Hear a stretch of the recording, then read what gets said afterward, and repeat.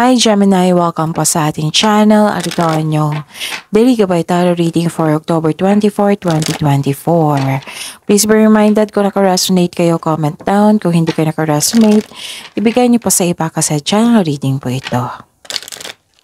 This is for you Gemini ngayong October 24, 2024.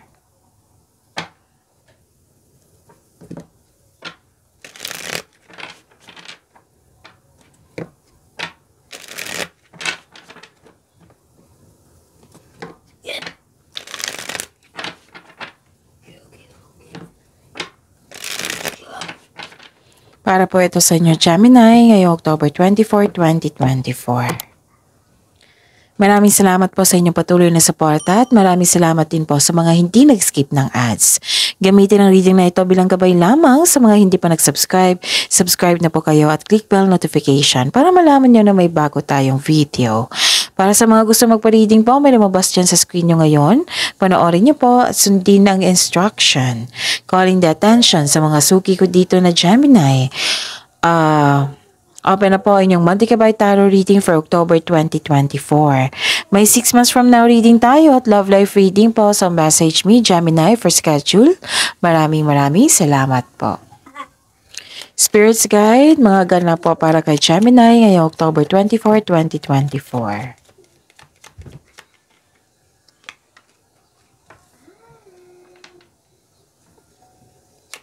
Para po kay Gemini.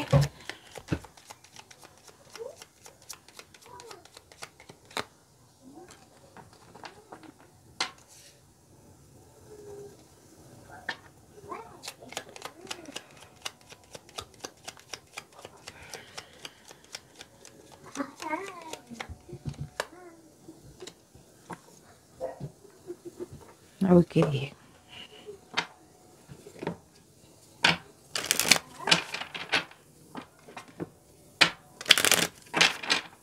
Spirits Guide, mga mensahe po para kay Gemini ngayong October 24, 2024. I need 2 cards po. October 24, 2024. Another card po.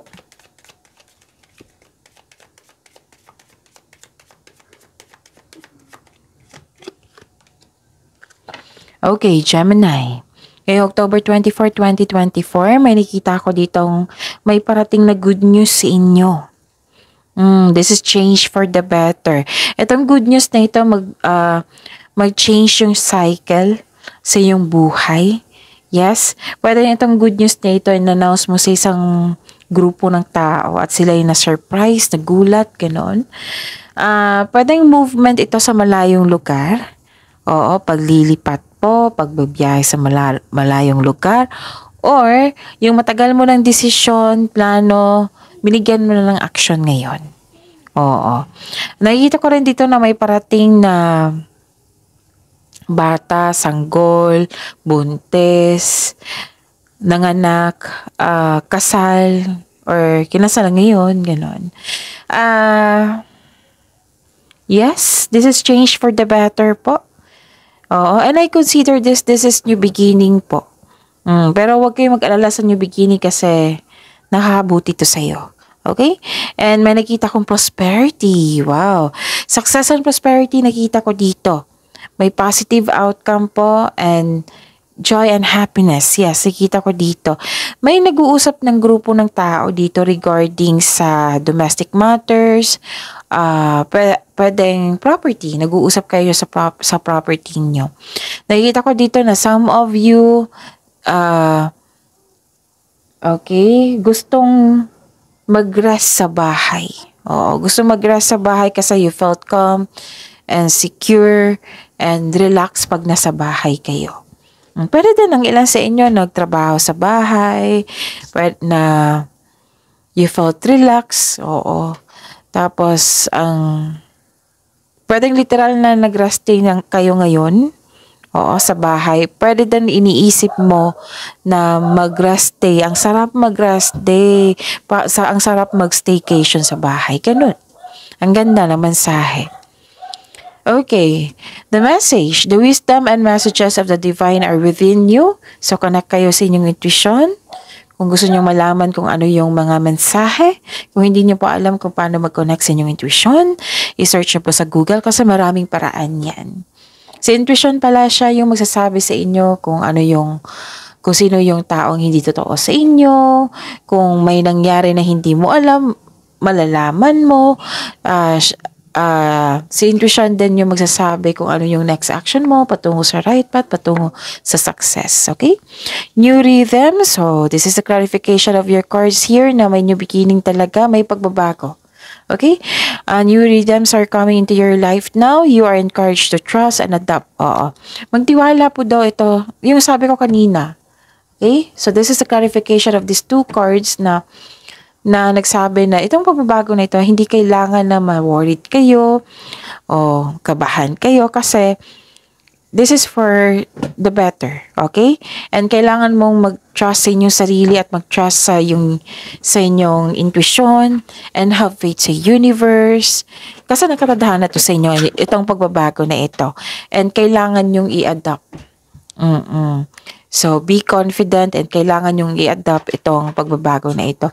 Pero sa Gemini ang strength nyo is adaptation. Yung madali kayong mag-adapt sa isang sitwasyon kasi matalino kayo at very observer kayo. Okay? Spirit Sky. Ano po yung energy ni Gemini ngayong October 24, 2024?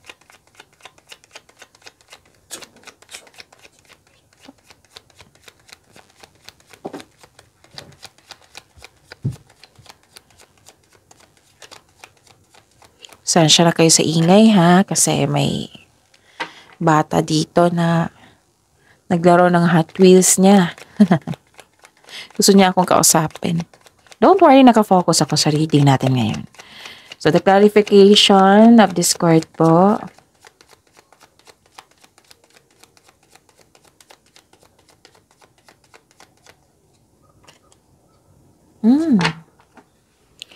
Okay, sa mga may oras dyan, Gemini, kung gusto nyo po panoorin nyo po yung last 4 days Gabay Tarot reading nyo po. Like for example, napanood nyo ito ngayong October 24, 2024. Yung sunod-sunod na date na last 4 days po, 23, 22, 21, 20. Yan. Kung may nakita kayo or may narinig kayong repeating message, yung araw-araw talaga, pinupush ng cards nyo na kailangan nyong malaman, bigyan ng atensyon. Ganon. Kung maaari po, bigyan niyo po ng solusyon at aksyon. Okay?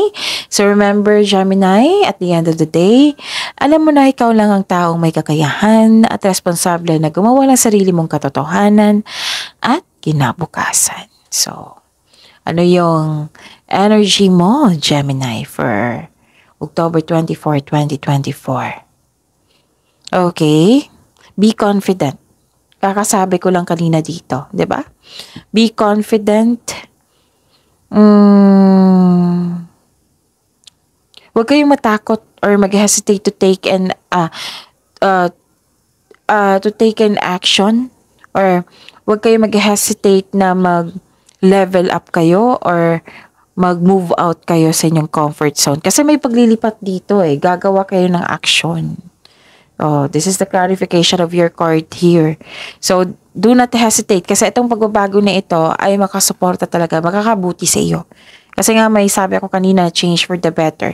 And dito din sa dalawang card nyo. So, it's time to step out sa inyong comfort zone if you're serious about your growth. Pwede din may problema kayo ngayon sa pera or nawalan kayo ng gana sa inyong trabaho dyan or sa connection sa isang tao. May aalok ng tulong dito sa inyo kasi na-burnout kayo dito maraming gawain or sobra na yung pag-uugali ng isang tao. Okay? Actually, may alok ng tulong dito, hindi ayaw mong tanggapin. Feeling burnout ka, pwede din maraming demands, tapos hindi makahintay yung iba, ganun, na burnout ka. Pwede sa trabaho din ito na burnout ka talaga. Tapos, kasi nakita ko dito, marami kang dala-dala. Marami kang gawain. So, this card tells you, take a break. Take a break kayo. This card tells you, taking a break won't hurt your career or situation mo dyan. You need to breathe in, breathe out, mag-meditate, magpahinga. Kaya nga may iniisip mo dito yung gusto ko magstay sa bahay para ma-relax ako kasi na-stress ako ngayon, ganon. So allow yourself na mag-rest para ma-re-energize ka at ganado ka na magtrabaho or magtrabaho sa pagbalik mo. So don't push yourself so hard kasi kakampay mo yung sarili mo. Marami ka lang gawain, again, kailangan mong i-increase yung confidence mo. Kailangan mong labanan yung takot mo. And this will lead you to grow and expand. So work your skills. Puro movement to eh. May hesitation lang. Kaya may sinabi ang card nyo dito na huwag kayong mag-hesitate. Be confident. Trust yourself. Trust your intuition. Listen to your intuition and have faith sa universe. And adapt. It might be napunaw ka sa mga demands or marami kayong trabaho or nanibago kayo sa new beginning na ito. Okay? Okay. Ano pa? Nakikita ko rin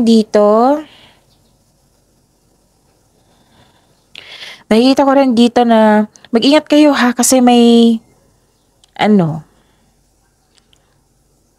taong hindi totoo sa inyo.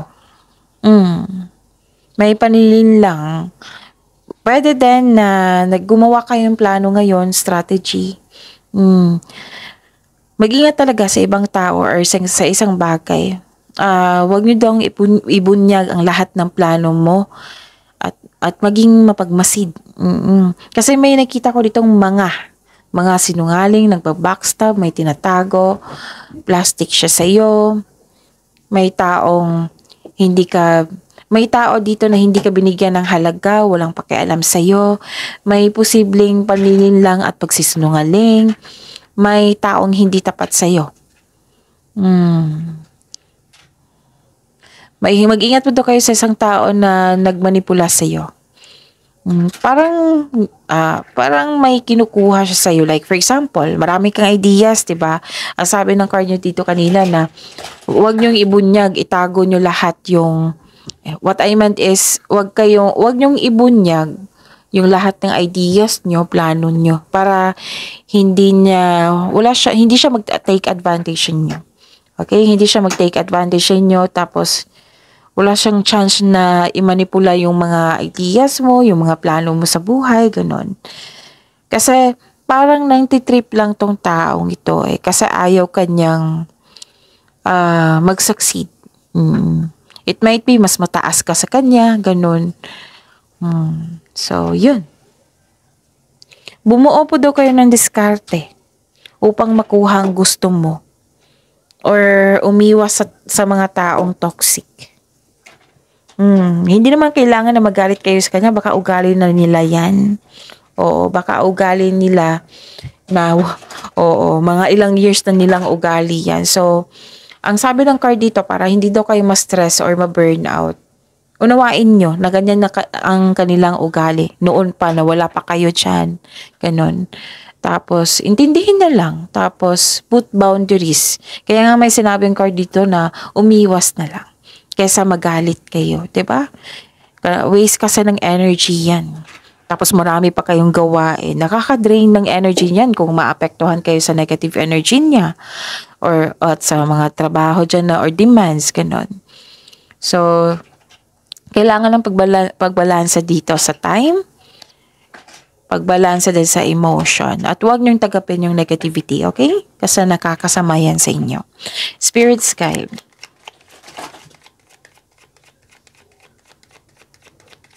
Career and money po ni Gemini ngayong October 24, 2024.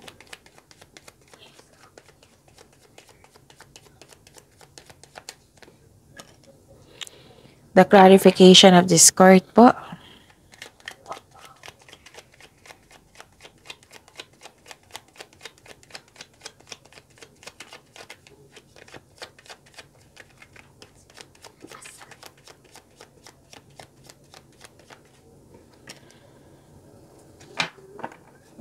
Okay. So, career and money niya po. May pagbabago talaga dito. 1, 2, 3. Tatlong card na po nagsabi dito na may new beginning. Kaya lang, may new beginning dito. Yung hindi ka handa sa pagbabago. Kaya nga may sabi dito na may pagbabago. Ihanda yung sarili mo. Kailangan mo lang magtiwala at i-adapt yung pagbabago na ito. Pwedeng pagbabago ito sa attitude. Pwedeng pagbabago sa inyong sitwasyon dyan. Pwedeng umalis talaga kayo sa comfort zone nyo. Or nag-change career kayo. Ganon. Pwedeng may ganap na ganyan na. Basta changes. Tapos, may attachment ka pa sa nakaraan. Nasa pagbabago ka na, pero may attachment ka pa sa nakaraan. Naalala mo pa. Naalala mo pa or gusto mo yung may fear of letting go. Ganon. Ano ba to? Aalis ba ako? Hindi. Iwasan ko ba to o hindi? Ganon. May fear of letting go. Tapos, feeling mo you are feeling trapped. Or may iniiwasan ka. Actually, may chance na babalik yung taong nanloko sa iyo. Sa career and money to ha, baka nanloko ito sa career mo, sa money mo, o sa money na niloko ka. Bumalik po siya. Pero wala akong nakita ditong maghingi ng sorry, basta bumalik ito. Pwede din bumalik yung taong toxic, ganun. Or may chance ka babalik ulit sa pagkakamali mo. Kaya mag-ingat sa paggawa ng plano. You should have concrete plan. Wastong plano po. Pero good news ito sa mga negosyante ha. Kasi nakita ko dito makakabangon kayo ulit from bankruptcy. Okay? Ano pa? Okay. Nakita ko rin dito na may togetherness. Celebration. It might be monthsary, anniversary, birthday, achievement. Basta achievement na fulfill po. May ganap na. Pwede din may ganap na groupings or collaboration. O, dyan sa trabaho mo or negosyo. Actually, may mga tao din dito na buo ang suporta sa iyo. Kung may mga tao na hindi totoo sa iyo, may mga taong totoo sa iyo na nagbigay ng suporta sa iyo. Maaari din, family mo ito. Kasi grupo ng tao. Okay? Or, yun. Magkakaroon kayo ng outing or company outing or lalabas kayo for dinner or sabay kayo mag-lunch, ganon. May ganap na ganyan. Yung nang dahil sa kanila na yung nawala yung stress mo. 'Di ba? Sabi ko sa inyo na stress kayo dito, na burnout kayo. Dito, nang dahil sa kanila nawala yung stress mo. Stress reliever, kumbaga. So, yun. Spending time with the group of people dito, maaring kasamahan mo sa trabaho. So, celebrating with group of people or good friends or family is what you need most right now. Spirit's Guide, Love Life, Self-Love, Partnership, and Romance ni Gemini ngayong October 24, 2024.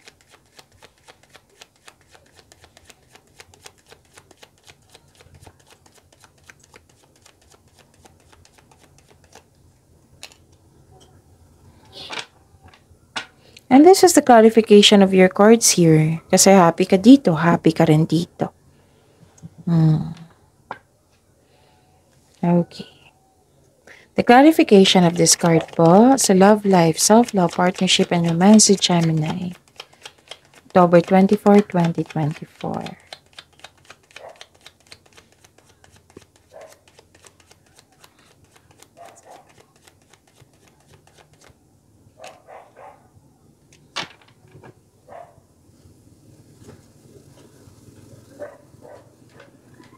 Okay. Okay. Maraming salamat po sa patuloy na tiwala, suporta sa ating channel. At maraming salamat din po sa mga hindi nag-skip ng ads. Okay. May lumabas dyan sa screen nyo ngayon. Panoorin nyo po. Kung gusto nyo po iyan, then follow instruction. May hinihintay kayo dito. Yes, pwede din hesitation. Okay. Sa mga single dyan, ayaw mo pa ng commitment ngayon? May ibang maliligaw na friend zone mo? Parang nainip ka dito eh. Na minsan naiisip mo na sa tagal mo ng pag-aantay kay Mr. or Miss Right, you may decide na it's not worth the emotional investment. Kaya nag-focus ka sa nag-focus ka sa inyong sarili. Kaya ngayon, nagdesisyon ka na unahin mo muna yung sarili mo. Sa mga may relasyon sa buhay mag-asawa, bakit naman ganito? Baka may some of you, nag-iisip kang worth it ba magstay kasi ilang years na kayo magkarelasyon, wala pang pag-level up, ganon. May iniisip kayong ganyan. Okay? Baka nag-overthink kayo, ha? Okay. So, kailangan lang time for reflection dito. Huwag po daw kayo mag-look back sa nakaraan. Kasi isa to sa dahilan na mag-overthink kayo. Alam nyo naman na hindi maganda yung mag-overthink kayo. Okay? Pwede naghintay ka dito na nagkaroon ng delay. So, use your time wisely. Okay, ano pa? Nakikita ko rin dito na may away talaga dito. 2 card na nag-confirm niyan. May away dito. Tsaka 2 card na po nagsabi dito na may delay. Delay at blockages. Parang against yung tao sa desisyon mo sa buhay. Okay? Sana yung ma-overcome nyo yan. Okay? I-overcome nyo po ito para makuha kayong learnings. And pagyamanin mo yung blessings na binigay sa inyo. See you tomorrow, Gemini. Please like, subscribe, and click the button for notification para updated po kayo sa daily tarot reading natin. Maraming salamat po.